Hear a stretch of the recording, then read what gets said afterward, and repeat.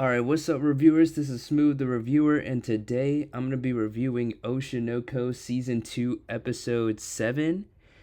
And I'm going to just get right to it because this episode was honestly such a good one, and there's like quite a little bit to cover, like here and there. I don't know if I'll go through the whole thing, but like this is a really. This episode has some like really good stuff in it because we have this rivalry here between Akane and Kana, and this is this is a masterpiece shot right here. Let me just say, this shot, I love this shot so much. But anyways, we are basically in full swing of like the stage play arc right now, and it's yeah, we're in full swing of it. And like honestly, I think this should have been called Oshinoko the Shibuya Incident stage play because literally after Jujutsu Kaisen, I'm just like anything that's like related to Shibuya, I'm pretty sure we all just think of Jujutsu Kaisen right now. So like, I know that like the actual play is like it has the Shinjuku faction, I think it's called, and then the Shibuya faction. So like literally just call it Oshinoko the Shibuya stage play or something like that. I don't know. Yeah. But anyways, so this gets like right off the heels of like the last episode, I believe, where we had the whole scene with Melt, and I didn't cover that episode because like I just didn't think there was like so much to it. Like, yeah, Melt's whole arc was like cool and all, but like I just didn't really feel like making a video just about that because this and plus this episode has like a lot more to offer in terms of like what actually happens in terms of like the characters and like how characters are like motivated and like changed because of this episode. So we get right where so Melt just lost to this guy, and then Kana is like, "Hey, I'll fight you instead," and all that. So like that's where we're at with the play, and this episode is mostly about Akane and Kana's rivalry. It's kind of hard to say their names like back to back, Kana and Akane. Wow. Thanks, author. But anyways, that's what this episode is mostly about. It's about their rivalry and how Akane has been looking forward to like basically battling Kana on the stage like this for like a very long time. So like yeah, let me just skip like right here. So like see, look, for so long, for all these years I've been waiting. So like this so we're finally gonna get into basically the backstory of Akane and Kana, like how they first met. So basically, what happened in that other episode where like Akane was like, she said in that magazine that her most idoled person is Kana, and this episode basically proves that. This episode is like proving like just how much Akane just looked up to Kana because like she saw her on like the TV and her movies and stuff and her acting, and like she literally joined a theater club and did so much work just to be like Kana. She wanted to be just like her.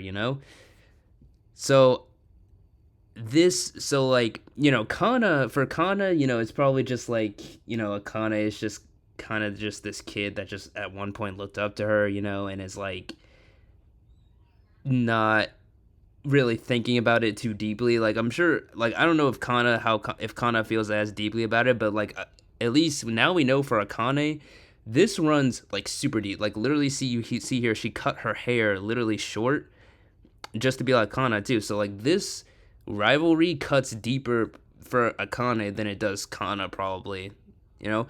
And then we get this crazy scene right here. So Akane's at an audition here, and she's trying to get like something to drink, and then this guy, this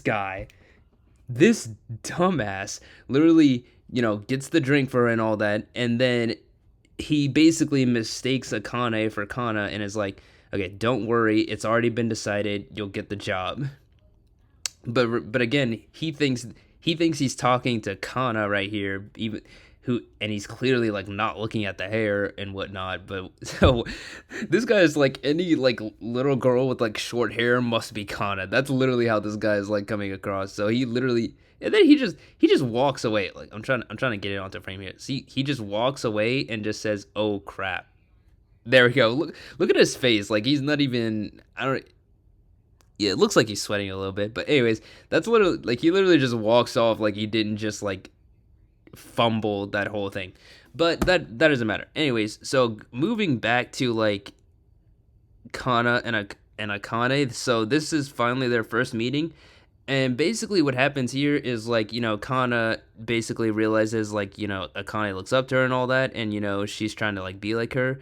But because of what that guy just said, Akane is like, you that's what he said isn't true, right? She's basically, confused and like dumbfounded. And I think this is a very good, like accurate depiction of like someone who doesn't know how basically the entertainment industry works and how like business is run. Because, I think, a lot of people, think, like your hard work and like dedication, like how Akane does, will just get you in and everything and get you a long ways, which it will. But it's also important to remember like how Kana basically tells Akane here that like the entertainment industry is like still a business, and like businesses need to sell. They need to sell like their shows, their commercials, their products. It's a business. So this is basically Kana telling Akane, hey, listen, look, I know your skills may be good, but they don't care about that.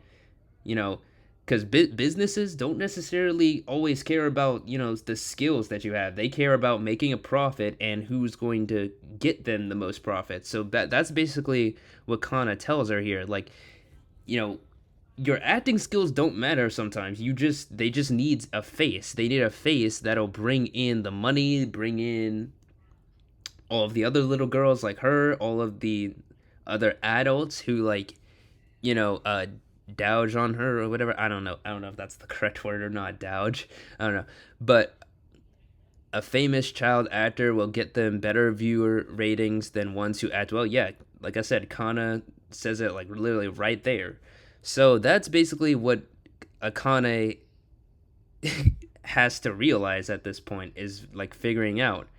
And Kana is still like frustrated because that's not what she wants.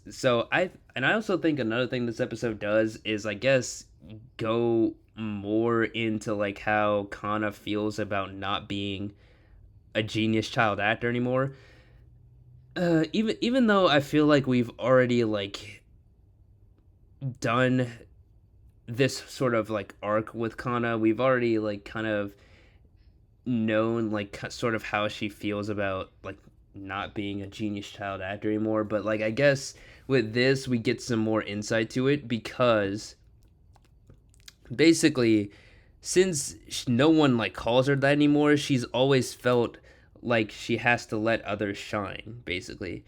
you know Kana is like so good at acting, but like ever she hasn't acted in like the way she wanted to for a long time. That's basically what gets revealed in this episode. So Kana, she was surrounded by like so many adults in her life. Okay, she's surrounded by so many adults that tell her, okay, look, you have to do this certain way, you have to act like this, you need to be here, do that.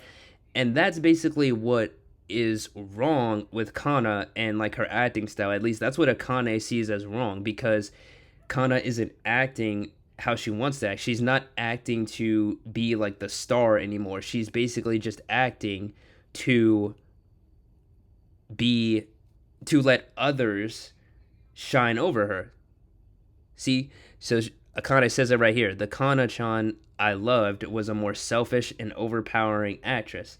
So so basically, like I just said, Kana doesn't take the spotlight anymore like she used to, because she used to be like the a star, the sun, and she basically kind of just feels like, since that's really not what she is anymore, she just lets other people take that spotlight. So what Akane is trying to do here is basically bring that back out of her. She's trying to like overact Kana in this, so that Kana can like rise up to the challenge, and like they can both act at their peaks, at their best.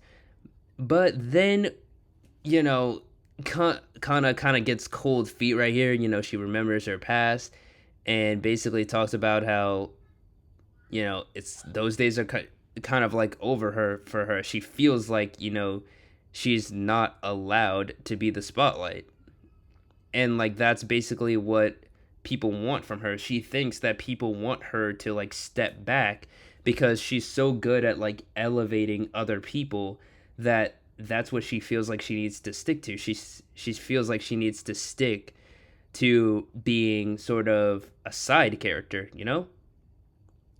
But anyways, that's basically like what happens. Everything pretty much Akane's plan pretty much goes into shambles here, and Akane kind of feels bad because she feels like she was being like selfish and egotistical, but then the boy Aqua comes in and is like, "Nah, you're fine."